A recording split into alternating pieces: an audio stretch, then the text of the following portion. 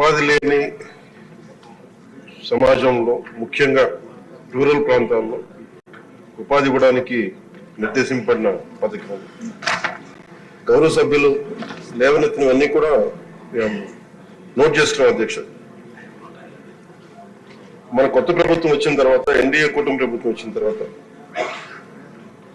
గౌరవ ముఖ్యమంత్రి చంద్రబాబు గారి నేతృత్వంలో దాదాపు 4,500 కోట్ల రూపాయలు వేజ్ కానీ మెటీరియల్ కాంపౌండ్ రెండు కలుపుకొని మనం మనకి బడ్జెట్ ఉన్నది అధ్యక్ష.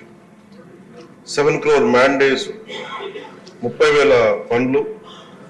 వీటితోటి మనం ఏం చేసింది ఈ రోజున పల్లె పండుగ ద్వారా 3,000 కిలోమీటర్ల సిసి రోడ్స్, 500 కిలోమీటర్ల బీటీ రోడ్లు, 20,000 మినీ గోకులమ్స్, అలాగే వాటర్ హార్వెస్టింగ్ అండ్ అన్ని గవర్నమెంట్ బిల్డింగ్. ఇది సంక్రాంతి లోపు ఇవన్నీ చేయాలి అనేది ఒక బలమైన ఉద్దేశంతో ముందుకెళ్తున్నాం అధ్యక్ష. ప్రతి చోట, ప్రతి పంచాయతీలో కూడా సిటిజన్ ఇన్ఫర్మేషన్ బోర్డ్ కంపల్సరీ చేశాం. అలాగే వర్క్ సైట్ బోర్డ్స్ కూడా అన్ని వర్క్ సైట్స్ చేశాం అధ్యక్ష. ఇప్పుడు గౌరవ సభ్యులందరూ కూడా ఒక్కొక్కరిగా చెప్పి చూస్తే, ముఖ్యంగా మన ఇప్పుడు అనంతపురం నుంచి గౌరవ సభ్యురాలు చేసింది మౌలిక సదుపాయాలను కల్పిస్తామా అక్కడ పనిచేసే ఉపాధి హామీ కూలీల కంటే, ఖచ్చితంగా అది యాక్ట్ లో ఉంది అధ్యక్ష. అది గత ప్రభుత్వం అన్ని వ్యవస్థల్ని అస్తవ్యస్తంగా చేసినట్టుగా ఇందాక పత్తిపాటి పుల్లారావు గారు కూడా చెప్పింది. దాదాపు కొన్ని 13,000 కోట్లు దారి మళ్లించారు. చాలా అసలు పని లేకుండా చాలా మందికి పని కల్పించినట్టుగా కల్పించి చాలా అవకతవకలు జరిగినాయి అనేది చాలాసార్లు నేను రివ్యూ చేస్తామంటే బయటకు వచ్చిన అంశాలు అధ్యక్ష. అలాగే వీటిని ఆ దారి మళ్లించిన నిధులు ఏమైపోయినాయి వీటి మీద కూడా ఒక రివ్యూ చేస్తా ఉన్నాం. కానీ చాలా కొంచెం లోతుగా వెళ్లాల్సిన అవసరం ఉంది. అలాగే మౌలిక సదుపాయాలు కల్పిస్తారన్న ప్రశ్నకి మటు ఖచ్చితంగా కల్పించే ఉంది. ఎందుకంటే ఇది మానవతా దృక్పథంతో చేయటమే కాదు, ఇది రూల్లో ఉంది. ఇది వాళ్ళకి కావాల్సిన మెడికల్ కేర్ కానీ, వాళ్ళకి కావాల్సిన కనీసం తాగునీటి, ముఖ్యంగా మజ్జిగ ఇలాంటివి వీటితో పాటు.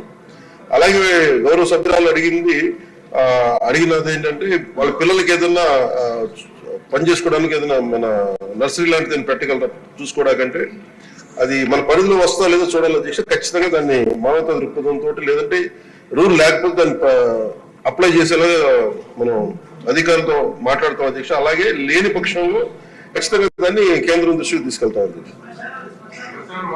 అది చెప్పాలి, ఇంకా అవ్వలేదు ఎందుకని మీరు అడిగారు. అలాగే జాబ్ కార్డ్స్ లో అవకతవకల్ని ఖచ్చితంగా పరిశీలిస్తాం అధ్యక్ష.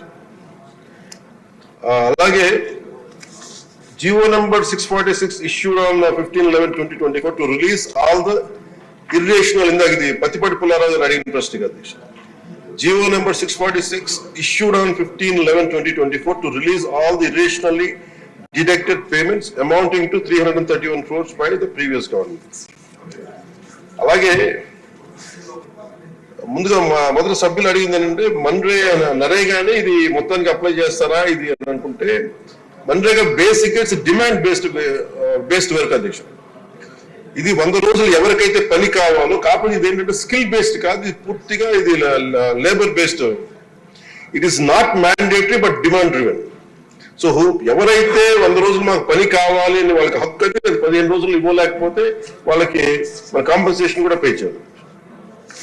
అలాగే ఇంకొక ప్రశ్నకి అధ్యక్షుడు సపోర్టింగ్, ఇప్పుడు మనకి వ్యవసాయ ఆధారిత పనులకు కూడా దీని అనుసంధానం చేస్తారా అంటే, we are supporting agricultural and allied activities is a priority for NREGA. జాతీయ ఉపాధి హామీ పథకానికి ఖచ్చితంగా దీన్ని అనుసంధానం చేయాలనేది కూడా మా ఉద్దేశం. దాని ప్రకారం ముందుకు తీసుకెళ్తాం.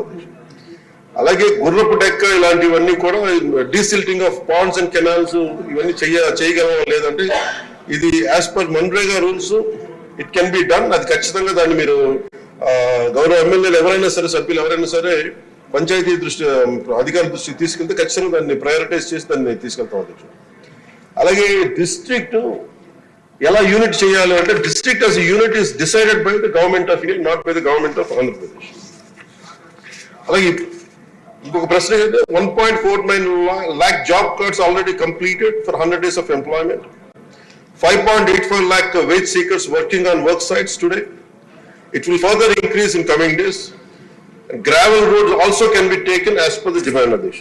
ఇవన్నీ ఉన్నాయి అధ్యక్ష. ఇవన్నీ కాకుండా గతంలో మనం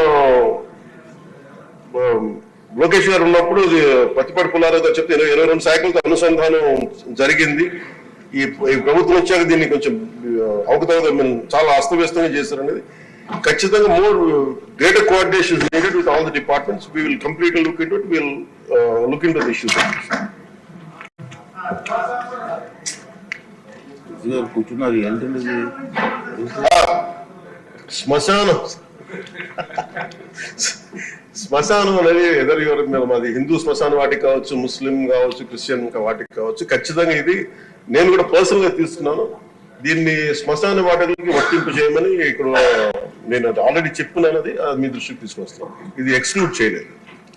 అలాగే కాంపౌండ్ వాల్స్ కూడా ముఖ్యంగా అడిగింది నిన్న గౌరవ సభ్యులు చాలా మంది దృష్టికి తీసుకొచ్చారు. కాంపౌండ్ వాల్ స్కూల్స్ ని ఎలా కాపాడుతాము, కాంపౌండ్ వాల్స్ తో కట్టి, అలాగే శ్మశాన వాటికల్ని కాంపౌండ్ వాల్ కట్టమని కూడా చెప్తాను. డెఫినెట్లీ దీన్ని ఎగ్జామిన్ చేసి దాన్ని ముందుకు తీసుకెళ్తాం.